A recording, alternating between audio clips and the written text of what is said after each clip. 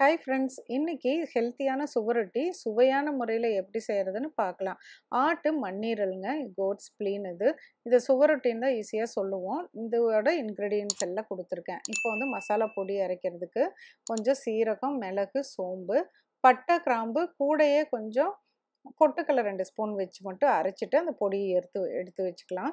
இந்த சுவரொட்டி பார்த்தீங்கன்னா அது செய்யறதுக்கு நம்ம ரொம்ப ஈஸியானதான், சீக்கிரம் வேலை முடிஞ்சிடும். அவ்வளோ ஹெல்த் பெனிஃபிட்ஸ் அதிகமாக இருக்குங்க. அதிகமான அயன் சத்து. இது நீங்கள் வாரத்தில் 2 தடவை 50 கிராம் டு 100 கிராம் அளவு சாப்பிட்டீங்கன்னாவே போதும். நிறைய வந்து புரோட்டீன் இருக்குது, அயன் இருக்குது, விட்டமின்ஸ், மினரல்ஸ் எல்லாமே அவ்வளோ நல்லா இருக்கும். உங்கள் ரத்தத்தையும் சுத்தப்படுத்தி, ரத்த சோகை இருக்கிறவங்க வாரத்தில் 2 தடவை சாப்பிடுங்க. 2-3 வாரத்திலே பாருங்களேன், உடனே அவ்வளோ இம்ப்ரூவ்மெண்ட்டு தெரியும்.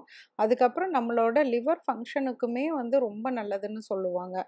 அதனால் நீங்கள் கண்டிப்பாக ஓவரால் நம்ம ஹெல்த்துக்கு வந்து இது ரொம்ப சப்போர்ட்டிவாக தான் இருக்கும். நம்ம வந்து யூரினரி இன்ஃபெக்ஷன் இருக்கவங்களும் நீங்கள் வாரத்தில் 2 தடவை தான், ரொம்ப அதிகமாகவும் சாப்பிட வேண்டாம்.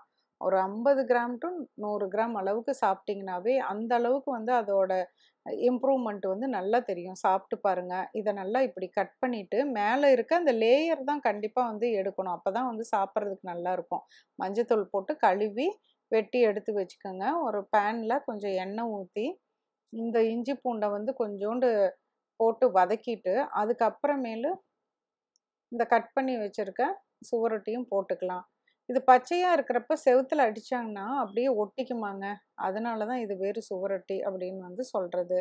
இப்போ நீங்கள் வந்து எண்ணெயில் போட்டதுக்கு உடனேயே வந்து நார்மலாக ஈரல் வந்து செய்கிற மாதிரி தான். அப்படியே வந்து அந்த சூடு ஆனோடனேயே அப்படியே நல்லா அப்படியே சுருங்கி கெட்டியாகிற மாதிரி இருக்குது பார்த்தீங்களா? அந்த மாதிரி ஆயிரும். லேசாக உப்பும் போட்டுக்கோங்க. ஏன்னா அது உப்பு போய் நல்லா அது பிடிக்கட்டும்ன்ட்டு இந்த ஸ்டேஜ்லேயே நான் உப்பு போட்டேன். அப்புறம் கொஞ்சமாக மஞ்சத்தூள், மிளகாத்தூள், சீரகத்தூள் அது மாதிரி நீங்கள் இன்னும் கொஞ்சம் ஒரு கறி மசால் தூள் வேணும்னாலும் கொஞ்சம் போட்டுக்கலாம். ஆனால் நம்ம அரைச்சி வச்சுருக்க பொடி இருக்கிறதுனால அதெல்லாம் தேவையில்லை. இந்த பொடியை வந்து இப்போ சேர்த்திக்கோங்க. பொடியும் சேர்த்திட்டு நல்லா பரட்டி விடுங்க. ஒன்றுமே நம்ம போடல, ஆனால் பசைஞ்சு சாப்பிட்ற அளவுக்கு ஒரு அப்படியே பசவாக ஒரு கிரேவியாட்டம் வரும் பாருங்களேன். இப்போ இந்த பொடி எல்லாம் நல்லா சேர்ந்து பெரட்டினதுக்கு அப்புறமேலு ஒரு 3/4 டம்ளர் 1 டம்ளர் தண்ணி ஊற்றிட்டு மூடி வச்சுருங்க. நல்லா வேகட்டும். இடையில 2 தடவை திறந்து பார்த்து கொஞ்சம் வெந்திருக்கான்னு கொஞ்சம் அமுத்தி பாருங்கள். பார்த்துட்டு தண்ணி வேணுன்னா கொஞ்சமாக ஊற்றிட்டு பரட்டி விட்டு மூடி வச்சுருங்க. அதுக்கப்புறம் பாருங்களேன், நல்லா வெந்ததுக்கு அப்புறமேலு கொஞ்சம் கருவேப்பிலை போட்டுட்டு இறக்கிற வேண்டியதுதான். இது சுடு சாதத்துக்கு தொட்டு சாப்பிடுங்க. அத்தனை அருமையாக இருக்கும். ரொம்ப ஹெல்த்தியானது கூட. கண்டிப்பாக நீங்கள் சாப்பிட்டுட்டு உங்கள் கமெண்ட்ஸை வந்து சொல்லுங்கள். மறக்காமல் வந்து சப்ஸ்கிரைப் பண்ணுங்கள், ஷேர் பண்ணுங்கள். தேங்க்யூ.